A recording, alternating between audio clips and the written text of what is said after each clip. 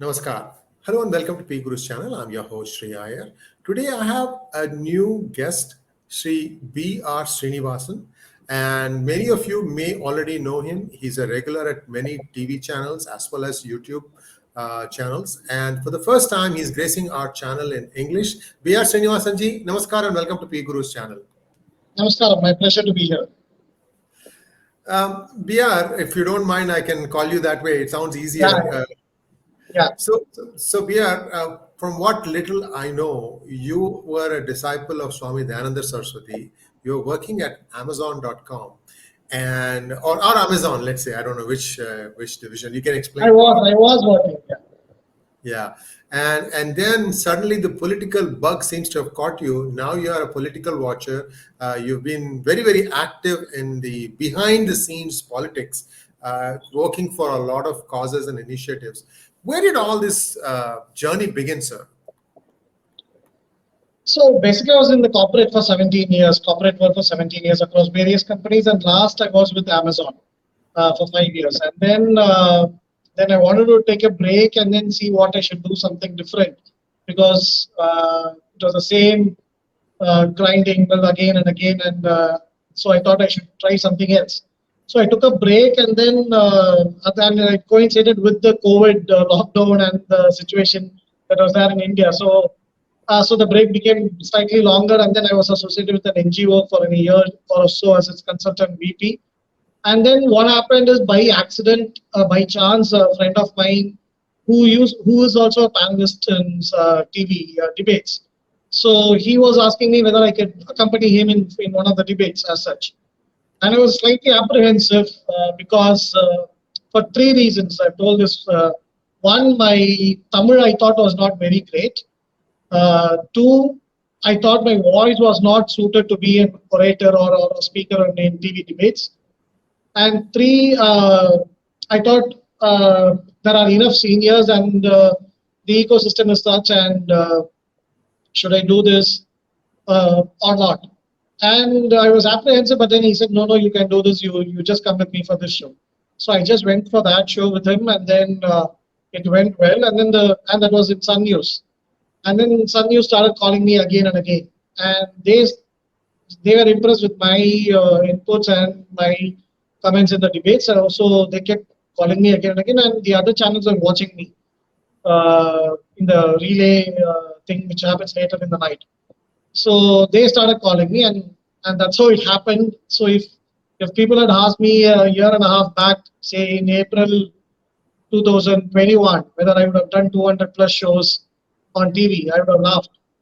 So that's where I am. So it just happened, and generally I take things as they come. Though I know the larger vision and the goal, and I know what I should do and what I shouldn't do. But when it comes to such things, I take things as they come. I think there's meaning to everything that comes to us. Swamiji's teaching is always there, so that guides me and helps me. So I take things as they come, and then I thought, well, why not give it a chance? And so the journey started. So I started appearing almost daily on some channel or the other, then YouTube channels, and then some kind of political consulting work. So all these things are going on. As a wonderful introduction, I want to take you back to your days with Swami Dayanand Saraswati, Arsha Vaidya Gurukulam. One video that has stayed with me was the final few minutes of Swami Dayanand Saraswati's life. I mean, he was smiling, he was laughing, he was telling slokas, and the doctor who has come to, take his pulse, I can see the grief in his face that, sir, you have decided to go. Essentially, that's how I can say it. I mean, I have seen some other situations where somebody is completely functioning, healthy, and then they just say, I'm departing this world. And it felt the same way when I was watching Swami Dayanand Saraswati. Viewers, that's available on YouTube. I do urge you to watch that. He was smiling, laughing, and it doesn't look like somebody who's taking his last few breaths. And talk to us a little bit about how you came into contact with Swamiji, because he, in my opinion, did a lot for Sanatana Dharma, a lot. Yes. So actually, I did go to Rishikesh before Swamiji's attaining a few days before that. So I think few days before Swamiji's passing, the Prime Minister was there at that time. And a couple of days before the Prime Minister's visit, I was there actually in Rishikesh because I wanted to get his darshan and blessings. So I was there for a couple of days. And it was the same. Swamiji was all smiling and cracking some of his jokes as such, which is with this traditional sense of humor as such. So the journey started with the association with Dharma Rakshan Samiti. So I was very worried and I was angry as such with the way the conversions are happening at that time in Tamil Nadu. So and I wanted to do something about it. So I was in the corporate side as such, but then even I saw evangelical activities within say companies that were so-called IT software companies and BPOs and all that. I was experiencing it myself as to how evangelical activities were happening in corporates. When I spoke to my friends, they were telling the same thing that was there in their say offices or in colleges or in neighborhood as such. So in Chennai, this was a huge thing among youngsters who were who had some kind of inkling towards protecting this tradition or culture or religion.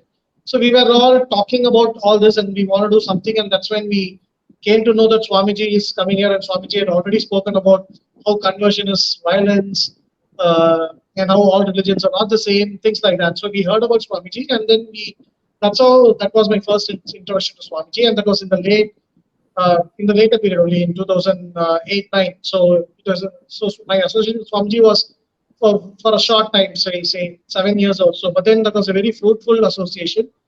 So primarily, this what introduced me to Swamiji, the work that we need to do against conversion, and Swamiji being the person who had the courage and bravery to say that conversion is violence, and he dedicated his later part of his life towards stopping these conversion and evangelical activities. Nothing like it was for some of our friends.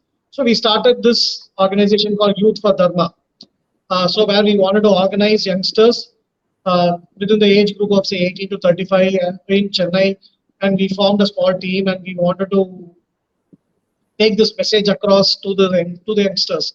So Swamiji's Dharma Raksha Samiti was our parent organization, and we worked under his tutelage and guidance, and we did a lot of activities. We used to have spiritual camps with Swamiji, and then we had a lot of things like say we went to slums to get first-hand exposure of how conversion or evangelical activities are happening in slums.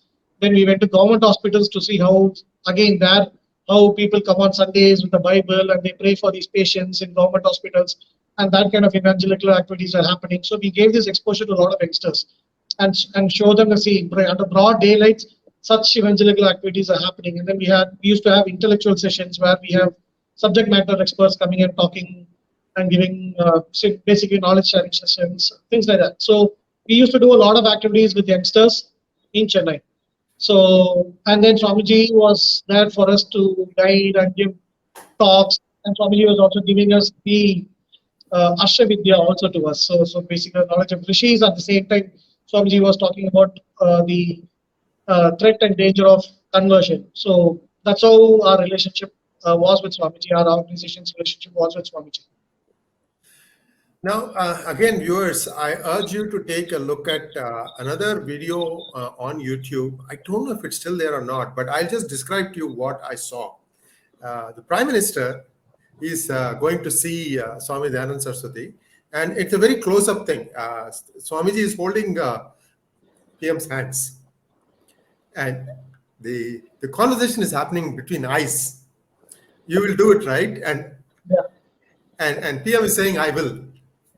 We're still waiting for the day, but I could feel the language. I could really see that. And I think after that, the FCRA came into play.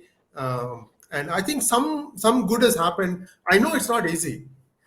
By no means is this easy, because it's a very entrenched ecosystem that is bent upon getting things done its way. And we are seeing this in so many ways. But that's the thing is that really stayed with me. So, And Swamiji openly told during that time that I have a lot of hopes on you. So that was one of his statements when the PM was next to him. He said, I have a lot of hopes on you. So that is still ringing in my ears. so where is 𝙤𝙬𝙤𝙦 Gurukulam today? I haven't really kept up with them. I know they have a unit in US. They also have in Rishikesh and in 𝙤𝙬𝙤𝙦. Actually, I live close to 𝙤𝙬𝙤𝙦. So please go ahead. So the usual courses are happening. So Swamiji has trained a lot of teachers. So that has been his primary job. That's what he always says. My job is to produce more teachers, produce more gurus and acharyas. So that's what he has done, and he has left us with so many other acharyas and gurus. So they are carrying forward his work. So all the courses are happening as usual, both in 𝙤𝙬𝙤𝙦 and Rishikesh, and similarly in the US also. So even recently, so there are these Facebook pages where the updates are being put up as to whenever those courses are happening, whenever they have these short-term or long-term courses as such, and it's BAU with regards to the ashram as such. So a look at the Bharatiya Janata Party's progress in Tamil Nadu. Now, if you look at pan India, right? If you see the miracle, that's all I can say, miracle wrought in the state of Tripura, where BJP was a no-name and suddenly it stormed to power. I mean, that's the only way I can explain it. And somehow somebody has done a fantastic job at the ground level to convince people that this is what they should be voting for. You had local parties, you had CPM entrenched, you had Trinamool Congress there, and it just swept everyone aside and became the party in power. Now, is it too much to hope for something like that to happen in Tamil Nadu? Yes, I agree it is too much to hope, because Tamil Nadu is a bigger state, one. Two, the challenges in Tamil Nadu are quite different from what was the condition in Tripura. With regards to, say, starting from language, with regards to, say, the way politics is done in Tamil Nadu, one advantage or one gap or loophole that was there was in terms of leadership here with the passing of Jayalalitha and Karunanidhi.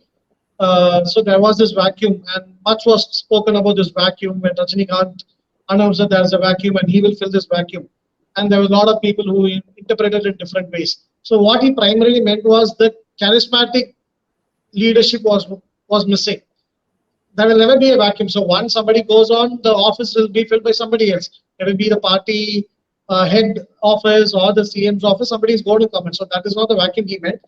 What he meant was the charismatic leadership that Karunanidhi or Jayalalitha or MGR brought in was missing, and it is still missing. So that was one advantage that was there. But apart from that, with regards to both ADMK and DMK, they were very, very strong. And I don't think that was the situation in Tripura. Tripura was a much smaller state, and the issues there were different in terms of development, in terms of people expectations. What was happening in Tripura is they had a lot of anti-incumbency because of a long-term communist rule that was there.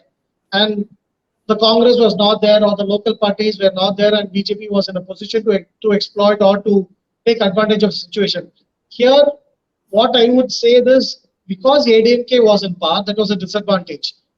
If DMK was in power, if it was the case otherwise, if DMK was in power, say for 10 years, and this vacuum had happened, and then somebody like Annamalai comes in, and then it would have been very easy for BJP to tap the anti-incumbency, because DMK's the negativity around DMK's government and the anti-incumbency, the anger, the hatred against DMK's policies would have easily been translated into an advantage for BJP. But what had happened was ADMK was in power and BJP was in alliance with ADMK. So there was double anti-incumbency. So it was a double whammy for the party, and still DMK was not able to tap it fully in my view, because they just romped down by 3% vote share difference between DMK and ADMK. The vote share difference was 3%. In spite of 10 years of anti-incumbency of ADMK, in spite of 8 years of this anti-Modi narrative or 7 years of anti-Modi narrative, they could just get 3% more votes than what ADMK BJP got. And in spite of 15% of minorities vote consolidation en bloc for DMK government, also DMK alliance. So the situation was BJP was on the wrong side of the alliance, and hence couldn't tap into the building anti-incumbency. But today, as things stand by, in 1.5 years, DMK has gone into a big mess. Today, I don't know if you heard Stalin's speech in their Actually, general council meeting. I was waiting for my turn while you were doing the other segment, and I was watching that. The guy was giving a tongue lashing to his. Annamalai was literally crying. He was literally pleading, saying that Yes, he is yes, unable to sleep peacefully because of what the ministers are talking or the behavior, the body language in public. So yes, it is so obviously intelligence agencies would have given inputs.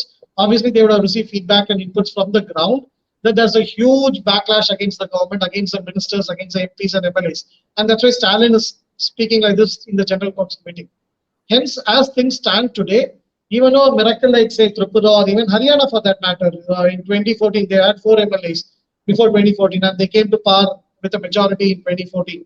So even though that may not be possible, but as things stand today, if Lok Sabha elections are held today, ADMK BJP alliance will romp home, and if assembly elections are held today, DMK will lose badly, miserably. And this is not the first time. If you see, DMK gets into an anti-incumbency mode very fast. In 1996, they won with a huge majority. You know how Jayalalitha was thrown out of power. yes. And within 1.5 years, 98, Jayalalitha, the ADMK BJP alliance won 30 seats out of 40 seats. In 89 assembly elections, Karunanidhi won because ADMK had split and Mupana also stood separately. Again, in a 4-way battle, he won. Without the 2-leaf symbol of ADMK, he won. But within 8 months, in the Lok Sabha elections that came in, though nationally VP Singh won, in Tamil Nadu, ADMK won 38 out of 40 seats. So DMK has this habit of losing this advantage of coming to governance and giving a good governance for the people. They get into an anti-incumbency mode very quickly, and history is repeating itself. This Lok Sabha, the next assembly elections, DMK will get decimated if they continue in the same fashion. Now, let's get back to brass tacks. So there is discontentment among the people. Now, for BJP to take advantage of that, one of the things that I am really emphasizing, and correct me if I'm wrong, Bihar, this is the last question. I know you're very busy. Thanks for the time that you gave us. So here, this is the question. See, for a state like Tamil Nadu, where they have created a scientific mode of corruption and a very advanced way of making sure that the people who you think will vote for you will always cast their vote, and the people that you think will not vote for you are somehow not allowed to vote. What is required is a very strong ground game. By that I mean you have to have booth level strength, where there is a BJP party member who knows in the booth size of 1,500 voters the number of coconuts in each person's house. And that is the granularity you need to get into, because here you will see all sorts of shenanigans in Tamil Nadu. Do you think BJP is headed that way? Yes, with Annamalai's leadership and the team that he has put in, I think they are in the right path. 2024 or 2026, I'm not sure whether BJP will be able to come on its own, especially 2024. I think they might still prefer an alliance with the ADMK. That's why a lot of movements are happening in terms of bringing EPS, OPS together, things like that. So 2026, so the point is, Tamil Nadu basically is an anti-DMK state. Data shows that. DMK was formed in 1949, which means that they are in existence for 73 years, but they have been in power only for 20 years. Out of 73 years, they have been in power only for 20 years. But the narrative or the impression that is set is as though this is one DMK fortress, which is not. ADMK has ruled for 32 years, DMK has been in power only for 20 years, and Congress has ruled for 20 years. 1. 2, DMK has never stood alone and won an election except for 89, that too because 2 leaves symbol was not there, it was frozen. Otherwise, DMK has never won an election standing alone, any election. 3, since ADMK's formation, DMK has never been able to get itself re-elected. MGR won thrice, Jayalalitha won twice continuously in 2011 and 16, but DMK has never been able to come back to power in alliance or on its own for the second time in running. So that shows that and the mindset of the people primarily is that they don't like DMK. So the work of an opposite party or an opposition party is actually easy in Tamil Nadu, and that's how ADMK has been able to easily win. they didn't have to do much. If you had seen Jayalalitha's election strategy, she will never do any protest, any politics for 4 years. The last 6 months, she'll hit the campaign trend and she'll just win. That's how she has been winning. So that's how it has been, because it has been very easy, because people are generally frustrated with DMK, and for them to vote for DMK, it takes a lot. As I said, 10 years of anti-incumbency, 7 years of anti-Modi, and still they just win by 3% vote share.